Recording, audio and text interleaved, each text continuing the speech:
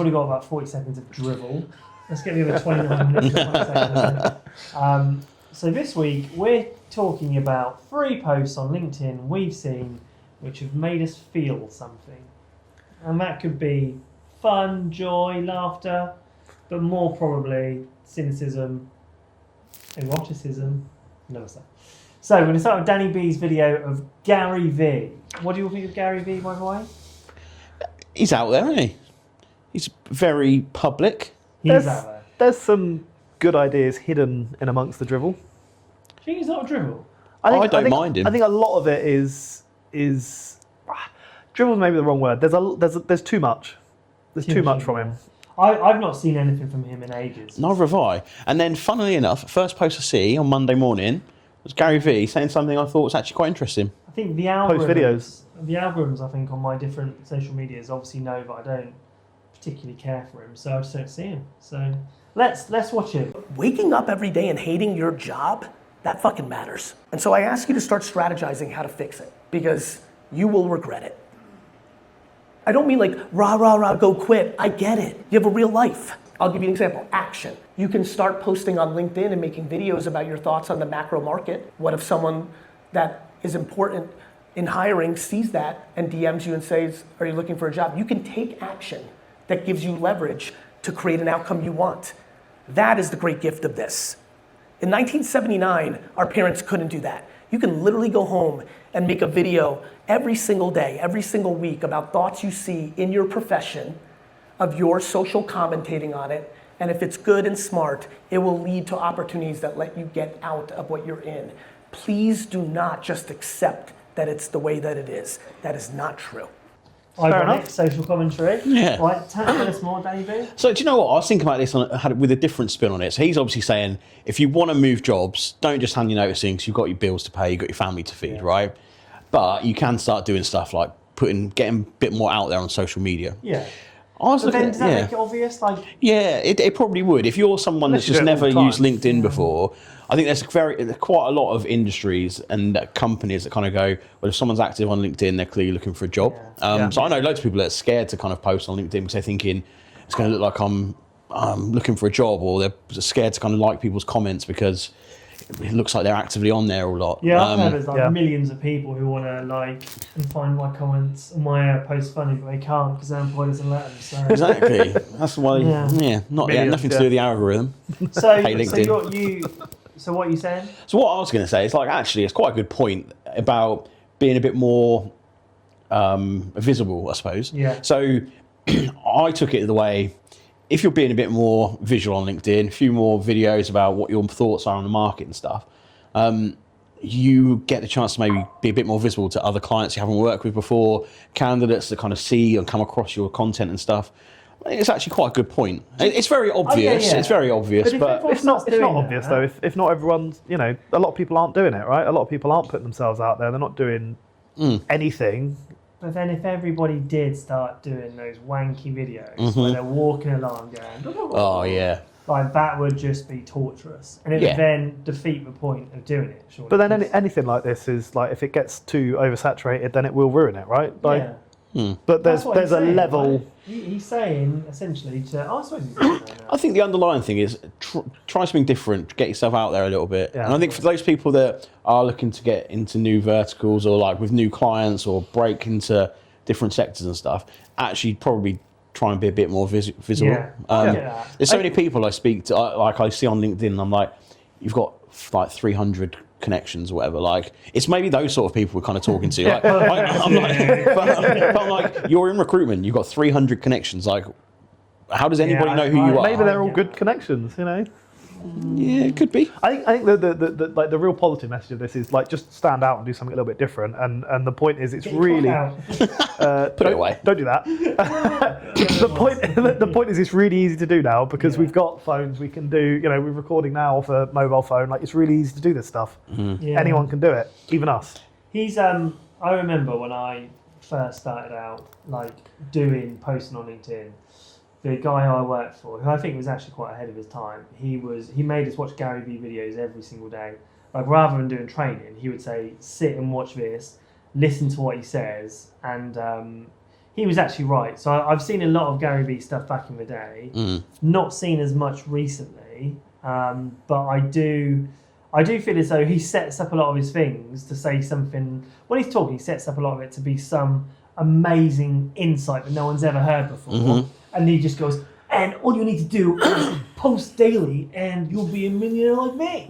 It's like, That's exactly this example, eh? Yeah, I think that's where it bothers me. It's very it's good advice, but it's averagely good advice. yeah. Like, posted as Yeah. like Yeah. framed as like this is going to change your world.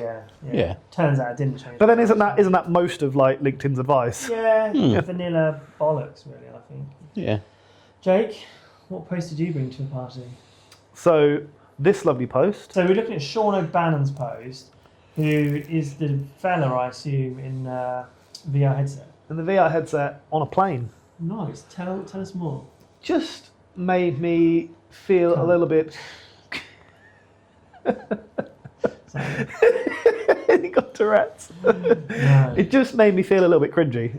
And you know, I don't mind what he's saying, really, that he's trying to get some work done on the plane and try and be productive all the time. It's that general like hustle culture that people always put out there, which kind of is cringy, but whatever. If that's what you want to do, that's how you want to live your life. What I don't like is how much effort he's gone to stage that and to Someone's taking a picture.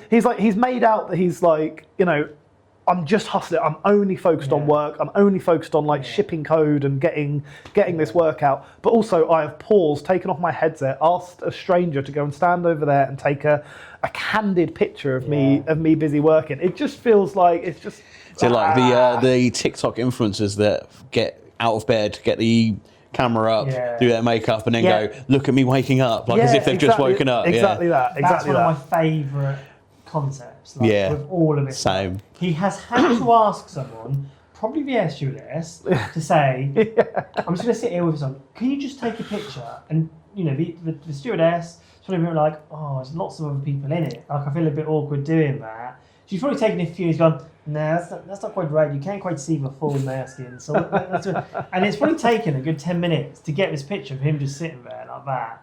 And like influencers in the wild, like where people film the behind the scenes of the influencers, I fucking love all of that. Yeah. So It's exactly you don't like that. think someone else has taken this photo that they know, like their partner or anything like that? I don't think so. No. I think all the seats next to him are taken. So I think he's got a stranger to take it, which is you know fair. Which is it's the only way you're going to do It it. also means he has to take his thing off. Stop what he's doing. But I think that when the whole message of the post is I am as productive as I can be in every single second, it's like, well, okay, you are, are you? mate. You know.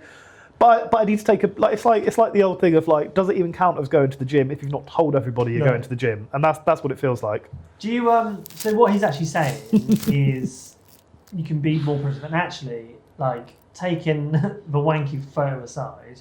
Oh yeah, I there's a good completely message agree there. with him, like There's a that. good message there. Those I've got a Meta VR headset and it's fucking amazing by the way. For porn? No comment. For lots of stuff, lots of activities. But the Apple one is amazing for like productivity.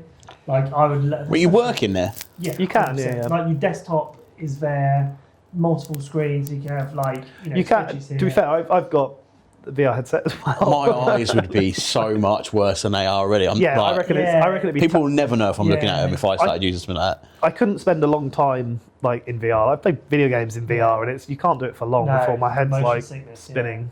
But I think what he's saying is it's you can be super productive. So do you think cringe more than anything? No, I mean, like anything, there's a good message in there somewhere. In the use those down moments, and I know there's people that are very, very good at whipping out their phone or their laptop or whatever at any particular time. Yeah. Stop. Just You so know, horny. like. You two spent a bit of time together over Christmas or something. Seem a little bit closer than you were Sorry, before. lady Oh, rolled in. God. I think there's a good message there about being productive in the down moments, in a queue, on a plane that you're going to be on for a couple of Are hours. you productive in down moments? Absolutely not. Absolutely Absolutely not. No, no, No, okay. not in those moments. Not on a plane. I can't focus on anything on a plane. Are you scared of flying? No, I quite enjoy Yeah, me flying, neither. but I take a book on a plane, and that's fine. Oh, boring. Not business, but I'm not, not wanky. No.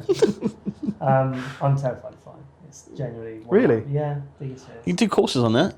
I know. Yeah, the courses I do is alcohol. Just Yeah. fucking. It works, doesn't it?